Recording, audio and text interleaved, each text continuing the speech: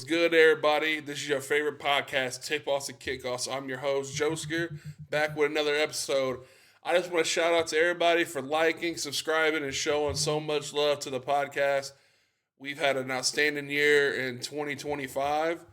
We're going out in 2026 with a bang. With that being said, we've made a couple changes to the podcast. So not only are we going to just do sports, we're going to go live. We're going to game out. We're going to vibe out. And we're going to bring on a bunch of guests. We're going to make this really cool for everybody. It's going to be a good experience. But yeah, I just appreciate you guys for showing so much love, all the DMs and all the texts I've been getting. I apologize, for not putting out any content for the past 3 weeks. Had a lot of stuff going on, but I'm just here to let you guys know, back and better than ever. All right, like I said, we're gonna do a bunch of different changes this whole year. You guys stay tuned. All right, y'all, for your first AFC Divisional Round playoff matchup, 4:30, you got Buffalo and Denver. All right. We know how dominant both teams have been this year. This is going to be a crazy game. So, of all time, the Bills and the Broncos have played 43 times. And out of that, the Buffalo is leading the series 24-17-1.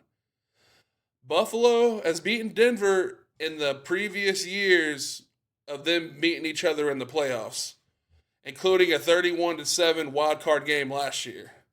That 31-7 game, Allen threw 2 TDs, and Cook rushed for over 100 yards while the Bills controlled the clock. I don't know, man. If Denver's going to want to win this game, they're going to have to figure out a way to stop Josh Allen in the offense. But this whole entire year, Denver has had an outstanding defense. Their defense has been on point. Everybody's known this.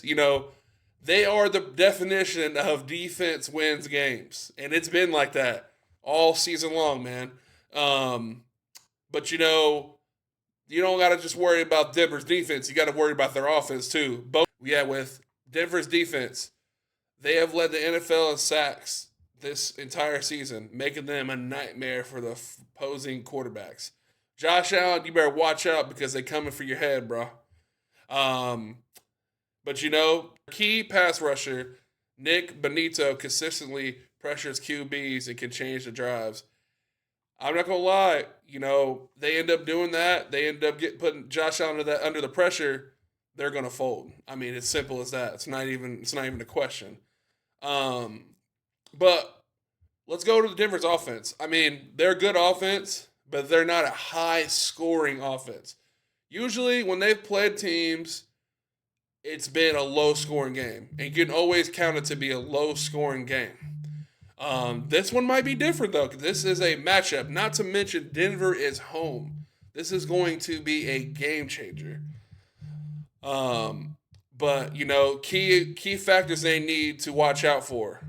Tight end, Caleb Lohner, and Elijah Moore. These depth boosts can create matchup problems and surprise the Bills. Let's be real, man. Buffalo, they're going to come to play, but they've been a little inconsistent. They've been letting teams get very close to beating them. But I'm not going to sleep on them because Josh Allen knows what he's doing. He has the playoff experience previous years, getting all the way up to Patrick Mahomes, which rest in peace to the Chiefs, because who are the Chiefs right now? They at home right now, getting ready for next season. I'm being serious though. Josh Allen has taken this team to the AFC Championship multiple times. So them walking into this divisional game isn't nothing new because they've been here before. They've been on the road before, winning games in the playoffs. Look, they got the job done in Jacksonville. That's your perfect example right there. But honestly, man, historically, the Bills should win a game like this, historically.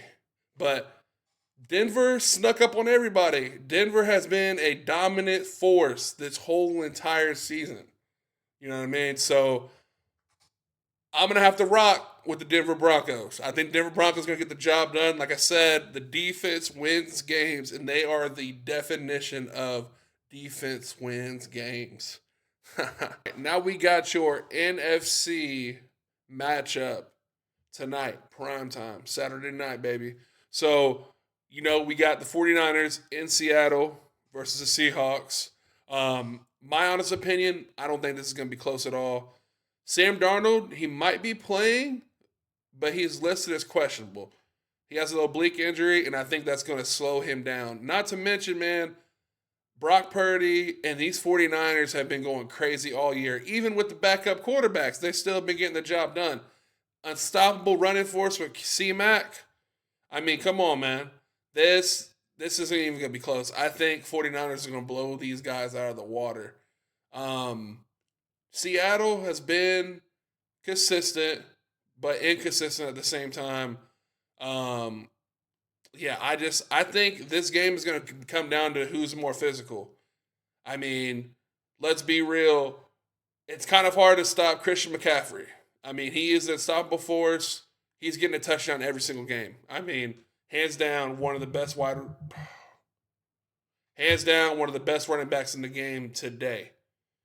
And they've been coming out on a hot streak. San Francisco's been going everywhere, getting the job done. They're going to show why they're built for January football. But if Seattle jumps out early with an explosive play or defensive takeaway, I think the pressure is going to flip immediately. And that's when this rivalry gets uncomfortable for the 49ers.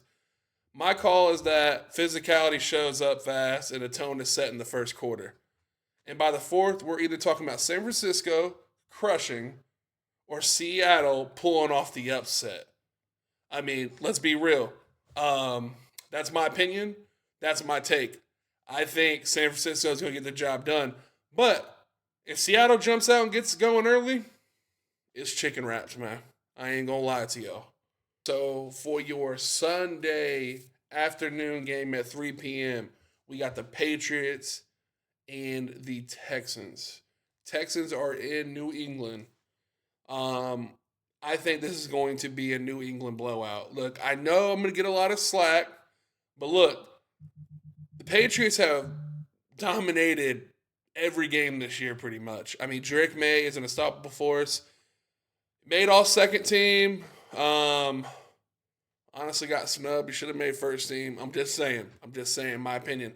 But that's another conversation we're going to have. But the offense that the Patriots put on every team is just insane. I will say the Texans do have a crazy defense. I don't think it's going to be any matchup for the Patriots, though. I think the Patriots are going to go in there and get it done early. This isn't even going to be close. The spread right now, they have New England winning by at least 3 points. My take is going to be at least 10. They're going to get one field goal in there, and they're just going to keep scoring. I mean, this is all about who gets the job done first. Because if the Texans get on a roll, Patriots have struggled, bringing stuff back, but they have been able to do it. It's just all about who gets the tone set first. Because in all reality, man, like I said, I think the Patriots are going to get it in and get out. I mean, Drake May is showing that he is improving this New England program. I mean, let's be real, man. I mean, people slept on him last year, got injured, came back, bouncing back, put a New England on top, man. You should never bet against New England, man. For your NFC matchup, Sunday evening, you got LA in Chicago at Soldier Field. This is going to be a crazy game. Not only because both teams are good, but you're talking about extremely cold weather, man. You're talking single digits to the negatives. I mean, that's a rough environment. LA isn't used to that. Chicago has been playing in that all season. They're ready for the cold, and that's an advantage. A lot of people don't think so, but playing in different environments definitely have an advantage. That's why these teams have open stadiums in the Midwest, because they know, hey, 2 feet of snow ain't going to matter. Negative 30, that ain't nothing. We got that lake effect. We used to that over here, So, I mean, you're practicing and playing in that all year round. That's going to be an advantage. With that being said, I think LA is going to have a battle with Chicago. Ultimately, I think LA will end up on top, but it's going to be a battle and it is going to be a close game. Because not only, we got the cold weather, but the Bears are going to have to worry about Matt Stafford. I'm old as hell, but he's still going crazy, man. I mean, this dude is putting up MVP numbers, and he is not slowing down whatsoever, man. Y'all remember that run they had a few years ago? Matt Stafford trying to run it back, trying to get another ring with LA. And yeah, I mean, if the Rams want to win, they have to get the job done early. They have to go all hands on deck right away. That's the only way they're going to be able to do this. Honestly, that's the only way I see this happening. I don't see it back and forth. It has to be someone's taking off, and whoever takes off first, that's what it's going to be. But I do see it being a low-scoring game. That being said, you have LA minus 4.5. I would lock that in. I think they can definitely cover that. But it's gonna be a close one. If I was y'all, Matt Stafford, 2 passing touchdowns, 250 yards. Lock that in. I think it's gonna happen. Monday, we have the College Football National Championship. We got Indiana versus University of Miami. This will be playing at the Hard Rock Stadium in Miami, Florida, which is Miami's backyard. My prediction is, man, I think there's gonna be more Indiana fans than there is Miami. Let's be real, man. If you guys have paid attention this whole entire playoff, IU fans have just been in all the games. You just look at the crowd, you see all red, all red. When they were doing the Rose Bowl, it was kind of confusing, but then once they zoomed in closer into the crowd, you see red, you see that crimson. You know what I mean? So that being said, man, IU is going to shock Miami. I don't think it's a surprise. I think everybody's suspecting it.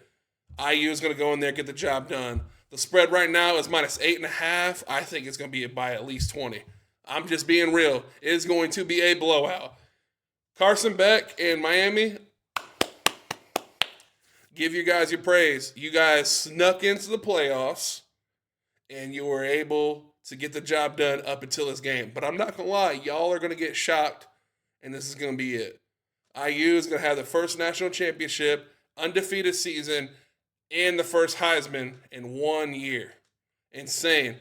Indiana has a crazy story, man. It's absolutely nuts. But yeah, I don't see this being close at all. IU's defenses have been insane. They held Alabama to 3 points. They haven't had an ass whooping like that in 37 years. I mean, you holding a team, especially an SEC team, to no touchdowns, I ain't gonna lie, that has to be a damn good defense. IU did the same thing in Oregon. Beat the dog shit out of them. And they thought it was gonna be a -3 spread. IU was just showing that they want it more than everybody. This school has been slept on, been called a basketball school. Been a terrible football team in the past, but these past couple years, man, Coach Signetti and the Indiana Hoosiers have been going insane. So therefore, I'm telling you, I think IU is going to shock the world, and this is going to be a crazy, crazy blowout. People are going to start leaving halftime. I mean, people got work in the morning. People going to turn the TV off at the second quarter, going to wake up with the victory. Because, hell, you ain't even need to finish the game. You know who's going to win it.